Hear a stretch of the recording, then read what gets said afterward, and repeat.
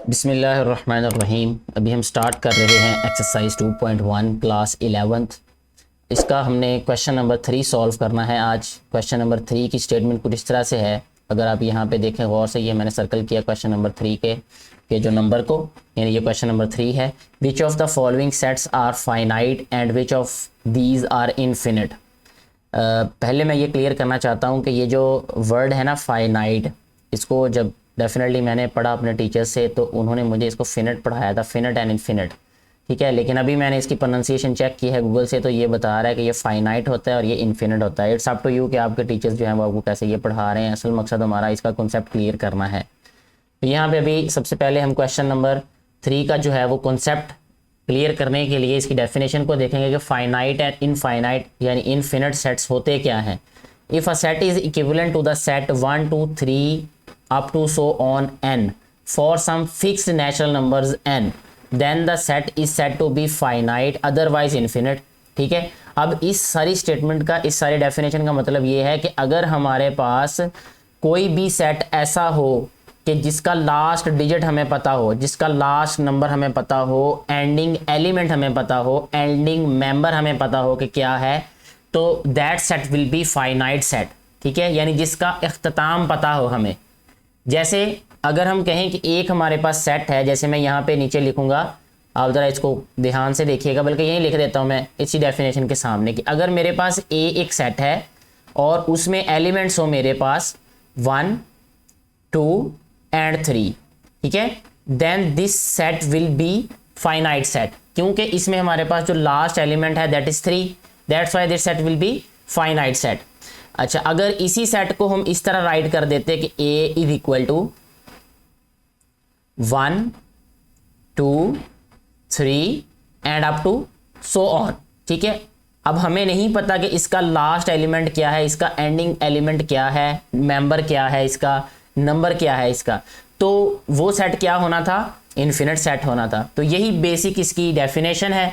तो अभी हम इसके क्वेश्चंस को सॉल्व करते हैं, आपको मजीद क्लियर हो जाएगा ये कॉन्सेप्ट। सबसे पहला इसमें पार्ट हमें बताया हुआ है, मैं फिनिट के लिए f राइट करूंगा, ठीक है, यानी फाइनाइट के लिए, और इनफिनिट के लिए मैं i राइट करूंगा हर क्वेश्चन में, ठीक है जी। फर्स्ट वाला पार्ट देखें, the set of students of your class, आपकी क्लास में जो स्टूडेंट्स हैं वो क्या होंगे, फाइनाइट होंगे या इनफिनिट होंगे। डेफिनेटली हम उनको काउंट कर सकते हैं, हमें पता है कि एग्जैक्ट कितनी जो है वो वैल्यू है या एग्जैक्ट कितने स्टूडेंट्स हैं। जैसे कि आपकी अटेंडेंस होती है, आपके कॉलेज में रिकॉर्ड होता है ये कि हर क्लास में कितने स्टूडेंट्स हैं, तो इसलिए ये सेट क्या होगा, फाइनाइट, ठीक है। इसको यहाँ पे मैं राइट कर देता हूँ f, ठीक है। सेकंड वाला देखें part, the set of all schools in Pakistan. Definitely Pakistan में या किसी भी कंट्री में जितने स्कूल्स होते हैं उसका डाटा होता है गवर्नमेंट के पास, तो इसलिए ये वाला सेट भी क्या होगा, फाइनाइट होगा। नेक्स्ट देखें, the set of natural numbers between 3 and 10, 3 and 10 के दरमियान में नेचुरल नंबर्स क्या होंगे, तो डेफिनेटली हमें पता है कि 3 और 10 के दरमियान में कौन से नेचुरल नंबर्स होते हैं, 5 6 7 8 एंड 9। तो ये क्या होगा सेट, हमारे पास फाइनाइट सेट होगा, क्योंकि इसमें जो है वो लिमिटेड नंबर्स हैं ये, ठीक है। अच्छा, नेक्स्ट देखें फोर्थ वाला इसका part, the set of rational numbers. अब हमारे पास सेट क्या कौन सा है, रैशनल नंबर्स हैं, यानी जिनको हम क्यू से डिनोट करते हैं, ठीक है, क्यू से डिनोट करते हैं और इनको हम p अपॉन क्यू से रिप्रेजेंट करते हैं, यानी all the numbers which can be written in the form of p upon q are called rational numbers, ठीक है। ये डेफिनेशन आपने पढ़ी होगी। तो रैशनल नंबर्स 3 एंड 10 के दरमियान में ये अनलिमिटेड होते हैं। अनलिमिटेड क्यों होते हैं, थोड़ा सा मैं आपको बताता हूँ कि देखिए जितने भी ये 3 के बाद नंबर्स होंगे, अगर 3 और 4 के दरमियान भी वो कह देते तब भी ये इन्फिनिट ही होने थे, क्योंकि उसको फिर हम पॉइंट में चेंज कर सकते थे। डेसिमल नंबर्स उसमें ला तादाद हो सकते थे, 3.1 3.11 3.1111, इस तरह ला तादाद नंबर, यानी इन्फिनिट नंबर्स आ जाने थे इसके और इससे नेक्स्ट नंबर के दरमियान में। तो अभी तो ये बहुत ज़्यादा फ़र्क है इन दोनों नंबर्स के दरमियान में, 3 और 10 में, तो इसलिए ये क्या होगा सेट i, यानी इन्फिनिट होगा ये। तो मैं इसको सर्कल कर देता हूँ थोड़ा सा, ये इससे अलग हो जाएगा ये, ठीक है, हमें अलग नज़र आएंगे ये वाला जो आंसर है इसका लिखा हुआ। फिफ्थ वाला पार्ट बेटा देखें, the set of real numbers.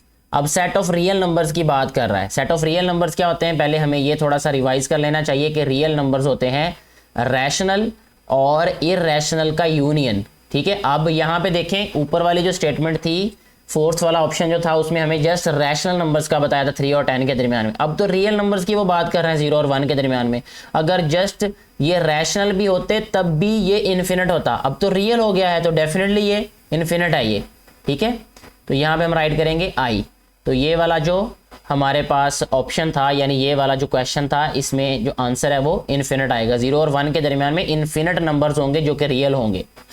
Next 6 वाला पार्ट देखिए बेटा, the set of rationals between 0 and 1, 0 and 1 के दरमियान में रैशनल्स भी इन्फिनिट होंगे। ये मैं ऑलरेडी क्लियर कर चुका हूँ कि क्यों होगा ये।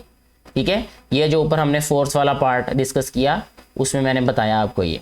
अच्छा जी, the set of whole numbers between 0 and 1। Whole numbers क्या होते हैं बेटा जी, हमको पता है कि ये W से शो करते हैं और 0 से स्टार्ट होते हैं। यहाँ पे मैं राइट कर देता हूँ 0 1 2 3 and up to so on. ठीक है, ये तो होल नंबर्स हैं ये सारे के सारे, लेकिन उन्होंने कहा है 0 और 1 के दरमियान में।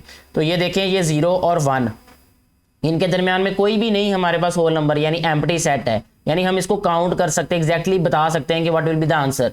So this set will be finite यानी FINITE इसका सेट आंसर होगा। F मैं इसको राइट करूंगा जस्ट, तो ये हमारे पास ये वाला क्वेश्चन सॉल्व हो गया, यानी ये पार्ट भी सॉल्व हो जाता है।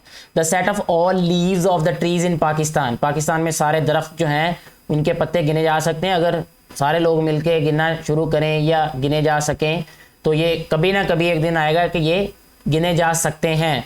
तो यहाँ पे इसको भी हम क्या कहेंगे, फिनिट कहेंगे, सॉरी फाइनाइट कहेंगे। मैं फिनिट इसलिए कह रहा हूँ बेटा, मैंने आपको बताया कि जो मुझे पढ़ाया गया था उसमें इसकी प्रोनाउंसिएशन फिनिट ही बताई गई थी, फिनिट और इनफिनिट।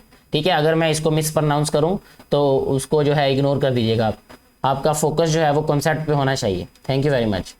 नेक्स्ट जो है वो देखिए हमारे पास इसका जो 9th वाला पार्ट है उसमें हमें कहा गया है कि P of n, P mean होता है पावर सेट। ठीक है, ये आप लोगों ने 8th क्लास में भी पढ़ा होगा, प्रीवियस क्लासेस में, खास तौर पे 8th क्लास में फर्स्ट चैप्टर में ये बताया गया था वेरी फर्स्ट एक्सरसाइजेज में कि पावर सेट क्या होता है और उसको कैसे राइट करते हैं। और फिर इस जो चैप्टर जो 2.1 एक्सरसाइज है आपकी, इसके स्टार्ट में जो थ्योरी है उसमें भी उन्होंने एक्सप्लेन किया हुआ है कि what is power set. Power set क्या होता है कि the set which contains all the subsets of the given sets.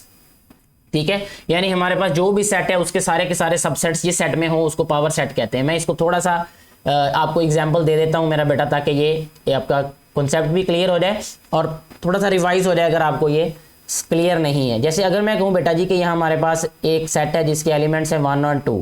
ठीक है, इसके सबसेट्स कैसे बनेंगे, उसका फार्मूला हमारे पास होता है 2 टू द पावर n, यानी 2 की पावर 2। इसका मतलब है कि इसके 4 सबसेट बनेंगे, यानी अब वो सेट जिसमें इसके सबसेट्स होंगे वो इसका पावर सेट होगा। इसको डिनोट कैसे करते हैं, इसको हम करेंगे P ऑफ A, यानी पावर सेट को P ऑफ A से डिनोट करते हैं। ठीक है, उसमें सबसे पहले हम एक ब्रैकेट राइट करेंगे जो कि डिनोट करेगी पावर सेट को। अब इसके बाद इसके सबसेट राइट करेंगे, जबकि सबसे पहले एम्प्टी सेट होता है पावर सेट।